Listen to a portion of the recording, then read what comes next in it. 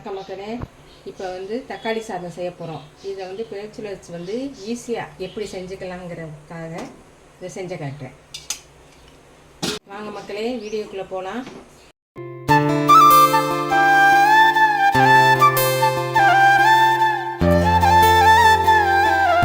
ஒரு 2 ஸ்பூன் நெய் ஊற்றிக்கலாம். கொஞ்சோண்டு சோம்பு, பட்டை, கிராம்பு மட்டும் போடுறேன்.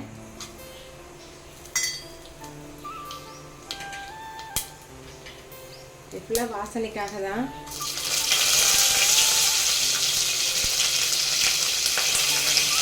கருவேப்பிலை,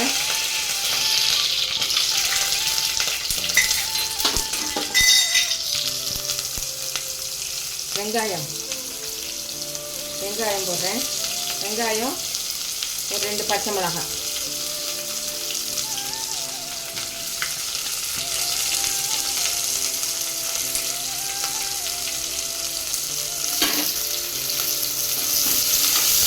நல்லா வதக்கிடணும்.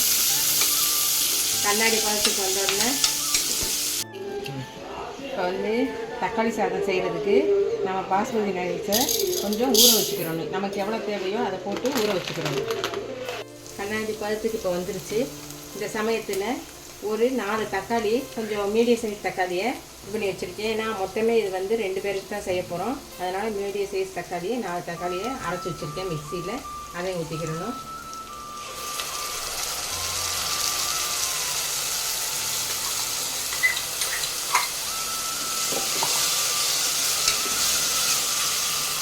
ஸ்டவ்வை நல்லா குறைச்சி வச்சுக்கிட்டு இது நமக்கு எண்ணெய் தனியாக வர்ற அளவுக்கு இதை வதக்கிக்கணும். அந்த நேரத்தில் நம்ம தேவையான மசாலாவும் அதில் போட்டுக்கலாம். மிளகாத்தூள் கொஞ்சம் போடுறேன். இந்த மிளகாத்தூள் கொஞ்சம் காரம் அதிகம், அதனால் கொஞ்சமாக போட்டுக்கிறேன். அப்புறம்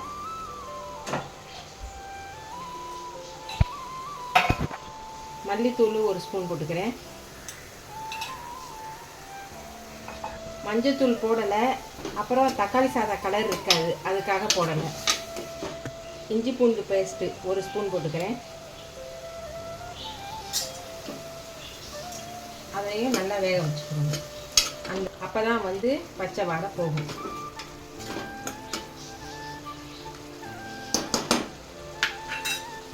இப்போ தேவையான அளவு உப்பு போட்டுக்கிறோம். நான் போடுறேன். திருப்பி பத்தலைன்னா பார்த்துக்கலாம்.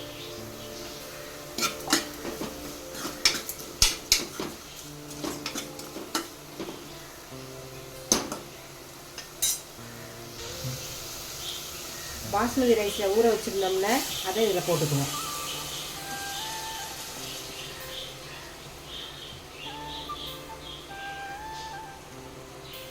போட்டுக்கிட்டு இப்போ இது நான் 1 கப்பு தான் எடுத்தேன். அதில் 2 கப்பு 2.25 கப்பு தண்ணி ஊற்றினா போதும்.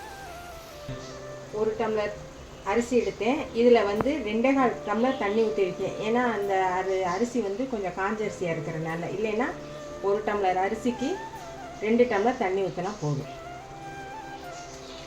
இதை அளந்து எடுத்துட்டேன் ஏற்கனவே. அதை ஊற்றிக்கிறேன்.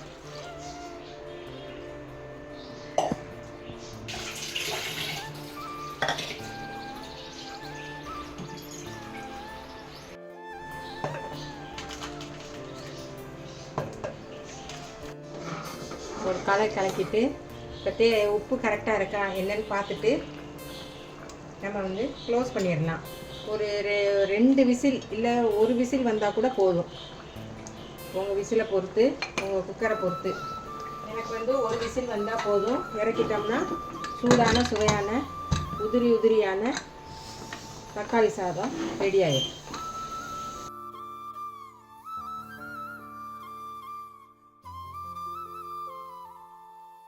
தக்காளி சாதத்துக்கு தொட்டுக்கிறதுக்கு உருளைக்கிழங்கு மசாலா போட்டு எப்படி செய்கிறதுன்னு பாருங்கள். அதை இதுக்கு மீன் மேக்கர் இல்லை முட்டை இல்லை தயிர் வெங்காயம் எது வேணாலும் தொட்டுக்க செய்யலாம். நான் உருளைக்கிழங்கு செய்கிறேன். நான் செய்கிறப்போ உங்களுக்கு காட்டுறேன். தக்காளி சாதத்துக்கு தொட்டுக்க உருளைக்கிழங்கு வறுவல். இது பேச்சுலருக்கு ஏற்ற மாதிரி தான் நான் வைக்கிறேன். அவங்க ஈஸியாக செய்கிற முறைக்கு. ஒரு 3 ஸ்பூன் எண்ணெய் ஊற்றியாச்சு.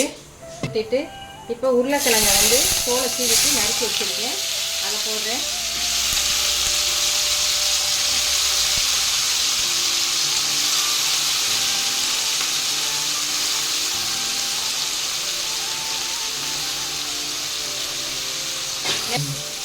தண்ணியெலாம் கொஞ்சம் வச்சுற அளவுக்கு அது நல்லா வேகட்டும். வெந்த பிறகு நம்ம மசால் போடலாம்.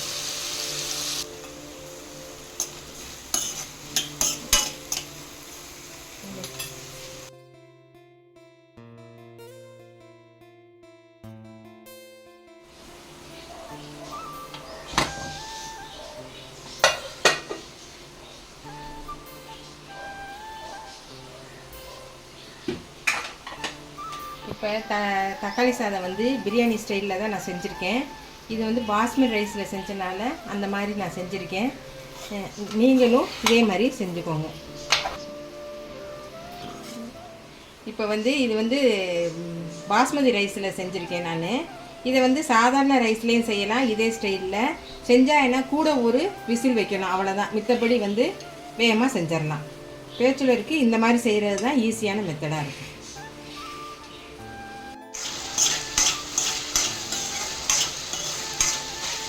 இப்போ தேவையான மசாலா போட்டுக்கலாம். மஞ்சத்தூள்,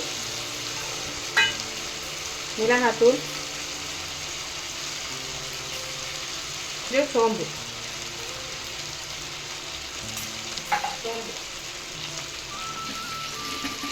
இந்த கருவேப்பிலையும் இதில் போட்டுக்கிறேன்.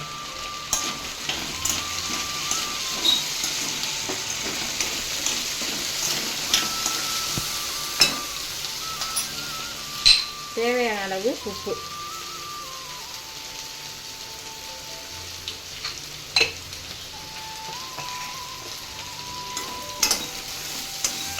குறைச்சி வச்சுக்கிறோங்க, இல்லைன்னா வந்து சட்டியில் வந்து அந்த உருளைக்கிழங்கு பிடிச்சிடும்.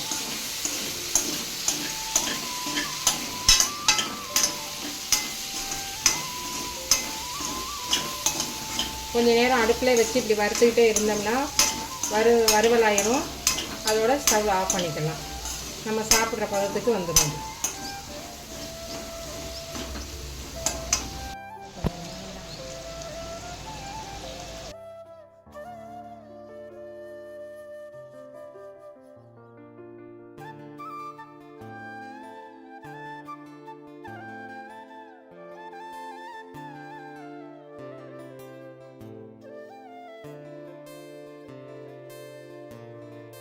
இதோட உருளைக்கிழங்கு வறுவல் ரெடி ஆயிருச்சு.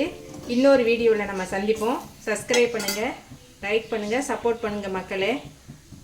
வணக்கம்.